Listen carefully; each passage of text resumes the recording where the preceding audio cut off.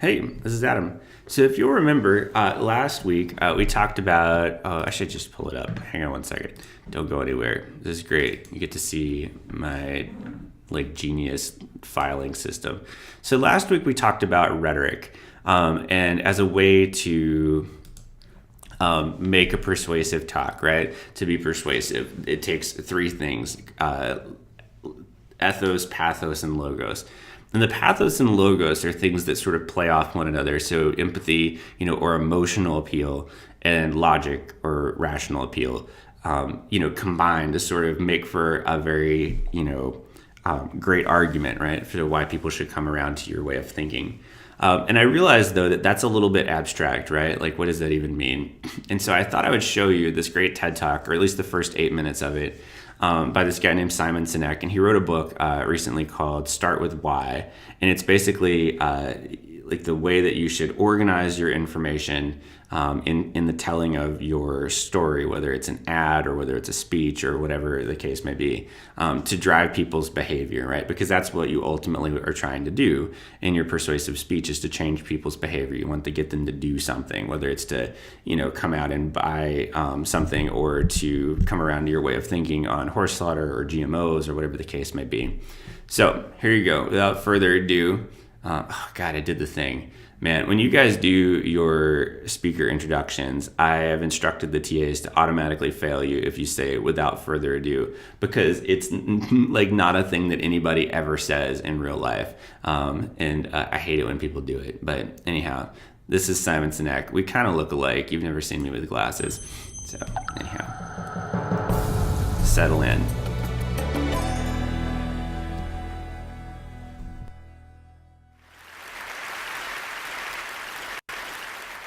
How do you explain when things don't go as we assume? Or better, how do you explain when others are able to achieve things that seem to defy all of the assumptions? For example, why is Apple so innovative? Year after year after year after year, they're more innovative than all their competition. And yet, they're just a computer company. They're just like everyone else. They have the same access to the same talent, the same agencies, the same consultants, the same media. Then why is it that they seem to have something different? Why is it that Martin Luther King led the civil rights movement? He wasn't the only man who suffered in a pre-civil rights America, and he certainly wasn't the only great orator of the day. Why him? And why is it that the Wright brothers were able to figure out controlled powered manned flight when there were certainly other teams who were better qualified, better funded, and they didn't achieve powered manned flight, and the Wright brothers beat them to it? There's something else at play here. About 3.5 years ago, I made a discovery, and this discovery profoundly changed my view on how I thought the world worked, and it even profoundly changed the way in which I operate in it. As it turns out, there's a pattern. As it turns out, all the great and inspiring leaders and organizations in the world, whether it's Apple or Martin Luther King or the Wright brothers, they all think, act, and communicate the exact same way, and it's the complete opposite to everyone else. All I did was codify it. And it's probably the world's simplest idea. I call it the golden circle.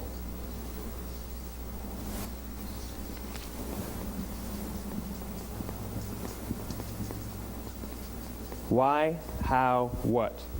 This little idea explains why some organizations and some leaders are able to inspire where others aren't. Let me define the terms really quickly.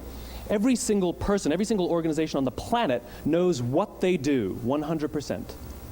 Some know how they do it, whether you call it your differentiating value proposition or your proprietary process or your USP. But very, very few people or organizations know why they do what they do. And by why, I don't mean to make a profit. That's a result. It's always a result. By why, I mean what's your purpose? What's your cause? What's your belief? Why does your organization exist? Why do you get out of bed in the morning? And why should anyone care? Well, as a result, the way we think, the way we act, the way we communicate is from the outside in. It's obvious. We go from the clearest thing to the fuzziest thing. But the inspired leaders and the inspired organizations, regardless of their size, regardless of their industry, all think, act, and communicate from the inside out. Let me give you an example. I use Apple because they're easy to understand and everybody gets it. If Apple were like everyone else, a marketing message from them might sound like this. We make great computers. They're beautifully designed, simple to use, and user-friendly. Want to buy one? Meh. And that's how most of us communicate. That's how most marketing is done, that's how most sales is done, and that's how most of us communicate interpersonally. We say what we do, we say how we're different or how we're better, and we expect some sort of behavior, a purchase, a vote, something like that. Here's our new law firm. We have the best lawyers with the biggest clients. We always perform for our clients, do business with us. Here's our new car. It gets great gas mileage. It has, leather seats. Buy our car. But it's uninspiring. Here's how Apple actually communicates. Everything we do, we believe in challenging the status quo. We believe in thinking differently. The way we challenge the status quo is by making our products beautifully designed, simple to use, and user-friendly. We just happen to make great computers. Want to buy one? Totally different, right? You're ready to buy a computer from me. All I did was reverse the order of the information. What it proves to us is that people don't buy what you do, people buy why you do it. People don't buy what you do, they buy why you do it. This explains why every single person in this room is perfectly comfortable buying a computer from Apple. But we're also perfectly comfortable buying an MP3 player from Apple, or a phone from Apple, or a DVR from Apple. But as I said before, Apple's just a computer company. There's nothing that distinguishes them structurally from any of their competitors. Their competitors are all equally qualified to make all of these products. In fact, they tried. A few years ago, Gateway came out with flat-screen TVs. They're eminently qualified to make flat-screen TVs. They've been making flat-screen monitors for years. Nobody bought one. And Dell came out with MP3 players and PDAs. And they make great quality products, and they can make perfectly well-designed products, and nobody bought one. In fact, talking about it now, we can't even imagine buying an MP3 player from Dell. Why would you buy an MP3 player from a computer company? But we do it every day. People don't buy what you do, they buy why you do it. The goal is not to do business with everybody who needs what you have. The goal is to do business with people who believe what you believe. Here's the best part. None of what I'm telling you is my opinion. It's all grounded in the tenets of biology, not psychology, biology. If you look at a cross-section of the human brain, looking from the top down, what you see is the human brain is actually broken into three major components that correlate perfectly with the golden circle. Our newest brain, our Homo sapien brain, our neocortex, corresponds with the what level. The neocortex is responsible for all of our rational and analytical thought and language. The middle two sections make up our limbic brains, and our limbic brains are responsible for all of our feelings, like trust and loyalty. It's also responsible for all human behavior, all decision-making, and it has no capacity for language. In other words, when we communicate from the outside in, yes, people can understand vast amounts of complicated information like features and benefits and facts and figures. It just doesn't drive behavior. When we communicate from the inside out, we're talking directly to the part of the brain that controls behavior, and then we allow people to rationalize it with the tangible things we say and do. This is where gut decisions come from. Sometimes you can give somebody all the facts and your figures, and they say, I know what all the facts and details say, but it just doesn't feel right. Why would we use that verb? It doesn't feel right. Because the part of the brain that controls decision-making doesn't control language. And the best we can muster up is, I don't know, it just doesn't feel right. Or sometimes you say you're leading with your heart or you're leading with your soul. Well, I hate to break it to you, those aren't other body parts controlling your behavior. It's all happening here in your limbic brain, the part of the brain that controls decision-making and not language. But if you don't know why you do what you do, and people respond to why you do what you do, then how will you ever get people to vote for you or buy something from you, or more importantly, be loyal and want to be a part of what it is that you do? Again, the goal is not just to sell people who need what you have. The goal is to sell to people who believe what you believe. The goal is not just to hire people who need a job. It's to hire people who believe what you believe. I always say that, there's if you hire people just because they can do a job, they'll work for your money. But if you hire people who believe what you believe, they work for you with blood and sweat and tears. And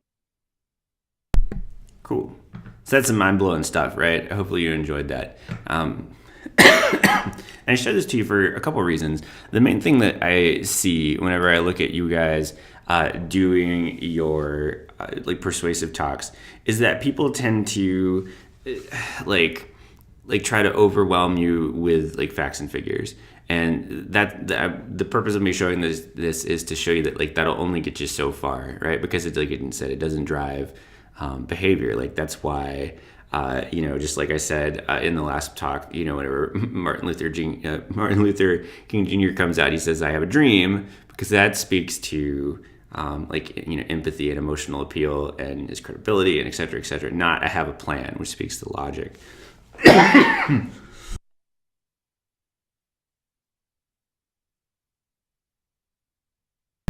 So when you think about how to organize your persuasive talk and like what things to keep in there, try to make sure that as part of it, it's not just a very dry run through of the reasons that you should believe in horse slaughter or GMOs or whatnot, but that because this is a persuasive speech and you're meant to drive people's behavior and change their minds, that you also include those emotional appeals. You include like good stories, or you make it human in some way, or you put a face on it, or you try to bring it home to the listener's point of view. So there's any number of ways that you can do that. You can talk to your TA about like ideas if you work far enough ahead. But yeah, well, good. That's basically it. Just wanted to show you those things. Whenever we come back in the next video, we're actually going to talk about 4 storytelling techniques. And I just wanted to point out here that one of them is called pedaling, where you, like a flower petal, where you have a couple different stories and then you bring them all together at the end. And the talk that you just watched, Simon Sinek's talk, he actually used like the pedaling technique there, just so you're aware and you're catching it at the beginning, where he talked about Martin Luther King Jr. and Apple and the Wright brothers. And what do those things have to do with one another? Well, they don't until you get to the end and you find out that they all started with Y. So kind of neat, huh? All right. Well, we'll see you in the next video.